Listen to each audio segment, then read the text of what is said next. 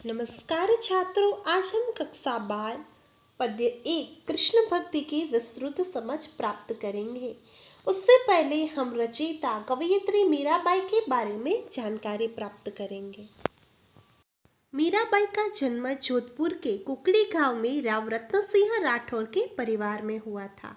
उनका विवाह मेवाड़ के महाराणा सांगा के कुंवर भोजराज से हुआ था। विवाह के कुछ साल बाद पहले पति, फिर पिता और एक युद्ध के दौरान ससुर का भी देहांत हो गया। पति की मृत्यु के बाद उन्होंने अपना अधिकांश समय श्री कृष्ण भक्ति और साधु संतों के सत्संग में बिताना शुरू कर दिया। भौतिक जीवन से निराश मीरा ने अपना घर त्याग दिया और वृंदावन में डेरा डाल पूरी तरह से कृष्ण की जो भक्ति भावना में वो लीन हो गई। जीवन के उत्तरार्ध में द्वारका में ही उनका स्वर्गवास हुआ। तो इस तरह कृष्ण भक्ति की शुरुआत होती है। मीरा की भक्ति मूलतः माधुर्य भाव की भक्ति है। उन्होंने उनके पदों में कहीं कहीं दास्य दैन्य भाव की छाया भी परिलक्षित की है। मीरा के द्वारा गाए गए विरह के गीत भारतीय साहित्य की अनमोल निधि है। मीरा के पद संपूर्ण भारत में प्रचलित है। मीरा हिंदी और गुजराती दोनों की कवयित्री मानी जाती है। उनके पदों की भाषा राजस्थानी व्रज और गुजराती का मिश्रण पाया जाता है। संत रैदास की शिष्या मीरा की कुल 7-8 कृतियां उपलब्ध है। उनकी रचनाएं मीरा पदावली नाम से उपलब्ध है। तो अब हम पद 1 की समझौती प्राप्त करेंगे। कवित्री मीराबाई कहती है, हरि बिन कछु न सुहावई। हरि यानी कि भगवान विष्णु, बिन उसका अर्थ होता है बगैर, कछु यानी कि कुछ भी, और सुहावई यानी कि सुहाना, अच्छा लगना। मीरा कहती है हरि या श्री कृष्ण के बिना कुछ भी अच्छा नहीं लगता। कृष्ण के वियोग में मीरा बड़ी दुखी है। अपने ईश्वर का गुणगान गाते हुए मीरा कहती है कि परम स्नेही राम की नीति आलूरी आवई। स्नेही का अर्थ होता है स्नेह रखने वाला और आलूरी का अर्थ होता है अनुकूल या माफिक। मीरा के अनुसार अपने भक्तों पर स्नेह रखने वाले भगवान की नीति उनके भक्तों के प्रति अनुकूल है। भगवान अपने भक्तों पर सदा प्रेम भाव बरसाते हैं। अपनी प्रेम भक्ति का परिचय देते हुए मीरा कहती है, राम हमारे हम हैं राम के, हरि बिन कछु न सुहावे। मीरा कहती है कि भगवान मेरे हैं और मैं भगवान की हूँ, इनके बिना मुझे कुछ भी अच्छा नहीं लगता। आगे मीरा लिखती है, आवण कह गए अजहू न आए, जिवड़ा अति उकलावई। इसका अर्थ होता है आवण यानी कि आना, अजहू यानी कि अभी तक, जिवड़ा यानी कि हृदय, अति उसका अर्थ होता है बहुत, उकलावे यानी कि व्याकुल होना।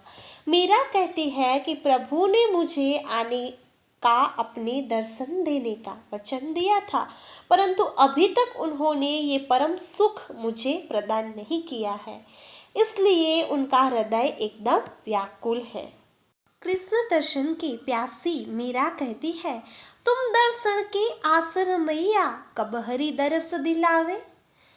दर्शन का अर्थ होता है दर्शन।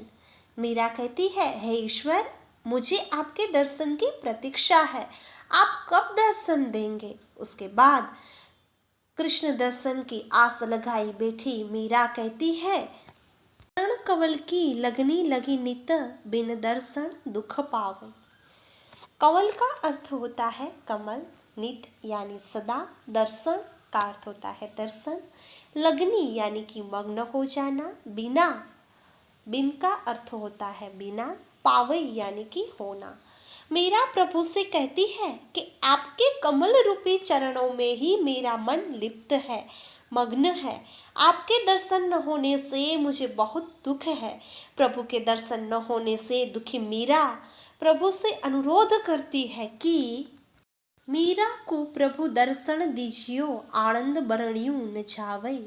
यहाँ पे को का अर्थ होता है को, दर्शन यानी कि दर्शन, दीजियो मतलब देना, आनंद का अर्थ होता है आनंद, बरणियों जिसका अर्थ होता है बखान या वर्णन। तो मीरा कहती है, हे प्रभु आप दर्शन दीजिए, आपके दर्शन से मुझे सुख प्राप्त होगा और इसका तो वर्णन भी नहीं किया जा सकता। आपके दर्शन का सुख तो अवर्णनीय है। तो इस प्रकार प्रथम पद में कृष्ण के वियोग से तड़पती मीरा के मनोभावों का सटीक चित्रण किया गया है। कृष्ण के बगैर मीरा को कुछ भी अच्छा नहीं लगता। कृष्ण का दर्शन पाने को मीरा व्याकुल है। मीरा उनके दर्शन न होने पर बहुत दुखी है। इसके बाद हम दूसरे पद के समझौते प्राप्त करते हैं। पद के आरंभ में ही मीरा ने लिखा है, होरी खेलत है गिरधारी। होरी यानी कि होली का त्योहार, खेलत यानी कि खेलना। व्रज में जो होली खेलते हैं वो पूरे वर्ल्ड में फेमस है। तो भगवान श्री कृष्ण के लिए यहाँ पे गिरधारी शब्द का प्रयोग किया गया है। भगवान श्री कृष्ण ने अपनी छोटी उंगली पर गोवर्धन पर्वत है वो धारण किया था, इसलिए उन्हें गिरधारी कहा जाता है। तो श्री कृष्ण होली खेल रहे हैं ऐसा मीरा कह रही है। मुरली चंग बजत डफ न्यारो संग जुवती व्रजनारी, चंदन केसर छिरकत मोहन अपने हाथ बिहारी। यहाँ पे बात करते हैं तो मुरली चंग डफ ये सब संगीत वाद्य है और न्यारो का अर्थ होता है अनोखा, संग का होता है अर्थ साथ, जुवती यानी जवान और ब्रजनारी यानी कि व्रजनारी। तो भगवान कृष्ण जब होली खेलते हैं तब मुरली चंग डफ ये सब वाद्य बज रहे हैं और व्रजनारियाँ खेल रही हैं। दूसरी लाइन है, चंदन केसर छिरकत। छिरकत का अर्थ होता है छिड़कना, मोहन यानी कि मोह पैदा करनारा और बिहारी यानी कि अति आनंद देने वाला। तो भगवान श्री कृष्ण अपने हाथों से चंदन केसर छिड़क रहे हैं। भरी भरी मुट्ठी गुलाल लाल चहु देत सबन पे डारी, छैल छबीले नवल कान्हा संग श्यामा प्राण पियारी। भरी भरी यानी कि उसका अर्थ है भर भर के, चहु चारों तरफ, सबन वह सभी, पे ऊपर, डारी का अर्थ होता है डालना। तो छैल छबीले ये शब्द यूज किया गया है अत्यंत सुंदर श्री कृष्ण के लिए, और संग यानी कि साथ और श्यामा यानी कि राधा जी।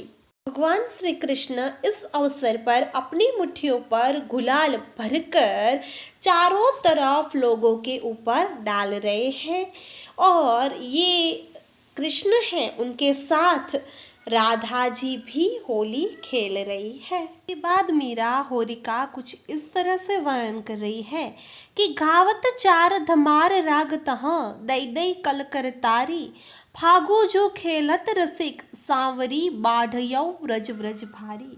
गावत का अर्थ होता है गाना, धमार होली के समय गाया जाने वाला गीत है। कल का अर्थ होता है सुंदर, करतारी का अर्थ होता है ईश्वर। यहाँ पे तालियां शब्द के लिए ये यूज किया गया है।